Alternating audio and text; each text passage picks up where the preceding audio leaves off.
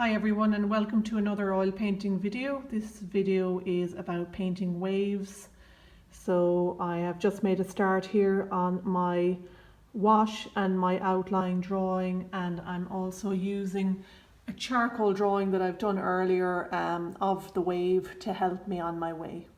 I'm using cobalt blue, burnt umber and some white, and I'm going to mix some tones of blue.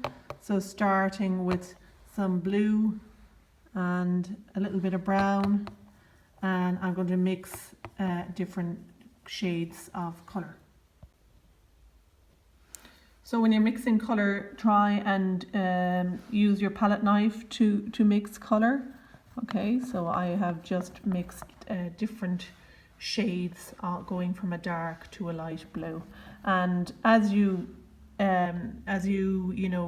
take paint or take oil paint and move between the different colours with your knife, don't forget to give your knife a clean before you dip it into the next colour.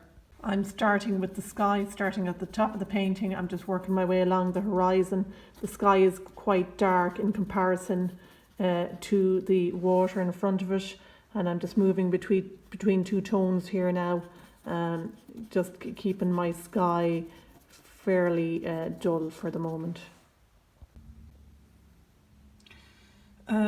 Now I'm using a little bit of burnt sienna and white for an area of the sky where there's sort of sun bursting through. I've previously used cobalt blue and white, and I'm also using a different brush to apply the burnt sienna and white, and I'm just kind of very roughly blending the colours together here. I'm moving down to the sea now, and the sunlight in the sky is reflected in the sea, so I'm applying a slightly deeper burnt sienna and white area on down here. Now I'm using a different brush, my blue brush, and I'm applying some cobalt blue and a little bit of white mixed together, and I'm adding that also to the sea area in the distance, and just dragging little touches of it in through my burnt sienna and white. Not too much, don't want it to get too messy, but I don't want my sea to look too flat either. The other thing to bear in mind is when you're painting the sea, your stroke is across. You're describing the ripples and the waves as they come towards us. I am now using burnt umber, which is a brown mixed, a tiny little bit of it mixed with cobalt blue, and I'm using that to create deeper shadows in the water, especially close to where the wave will be, for contrast in tones. Now I'm using little touches of white to differentiate between the top of the wave and the water that lies behind it. But really I need to get some dark in here because that white isn't doing very much. So don't be inclined when you're painting waves to start putting on loads of white, because it'll just look like a ball of cotton wool and there'll be no depth to it.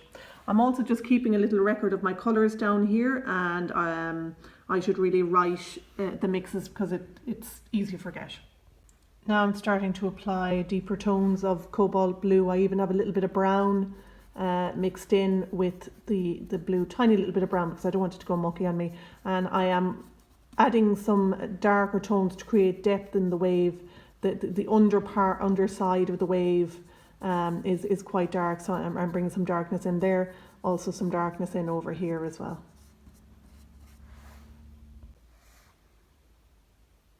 Watch also your stroke. Your stroke will curl upwards near the wave, and then as you go away from the wave, the stroke will start to flatten out. Okay. I'm also adding a little bit of burnt sienna and white here, this part of the wave. The sunlight seems to be coming through the wave, so I'm just dragging little bits of that in there and just blending it very roughly with what's there already with the blue. Let them do what they want. Again, don't be too controlling about this. You know, there's nothing very controlled about waves. They're full of energy.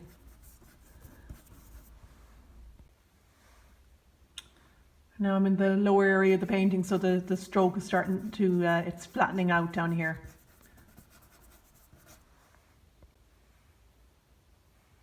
Now I'm using burnt umber, small brush. I have burnt umber and a tiny little bit of blue, and I'm going to describe some of the rocks that are along the shore here.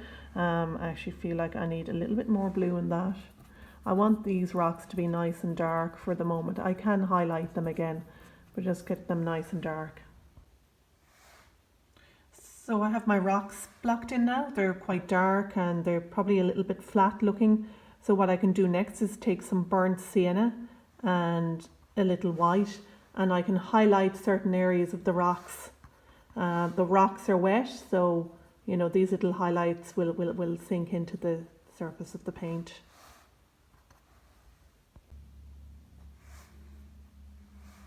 So the little touches of light, so I'm using white with a little bit of burnt sienna, I suppose gives the impression of light falling on the rocks, and also the kind of the wet surface of the rocks. So this area of the painting, the lower section of the painting, is quite dark. I suppose we're coming into the shore here and the colours are changing slightly. So I have a mixture of blue and brown on the brush, and I'm just dragging out some of that darkness out to meet the water, so that you're gradually going from light into dark.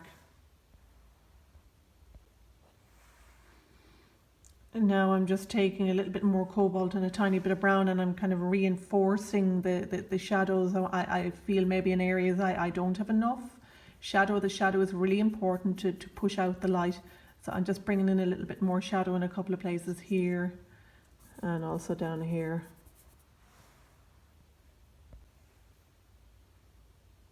I also want to hint at that there are a couple of little lines down here where the tide is coming in, the water is just running in. So I just want to sort of put in those shaky little lines that just fade away to nothing.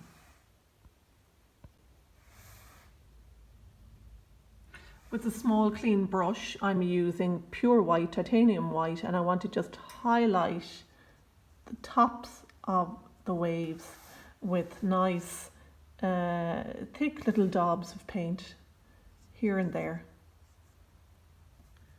Okay, less is more a lot of the time.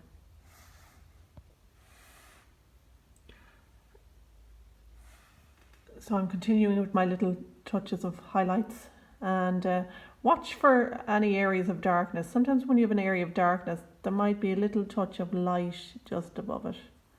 Okay, just like the crest of the wave out in the distance. So that's my painting, a small little study of a wave breaking on the shore. And you know, I think just keep it simple. I have used cobalt blue, burnt sienna, burnt umber and white, 4 colours, and I have made a multitude of shades and tones from that. Okay, enjoy.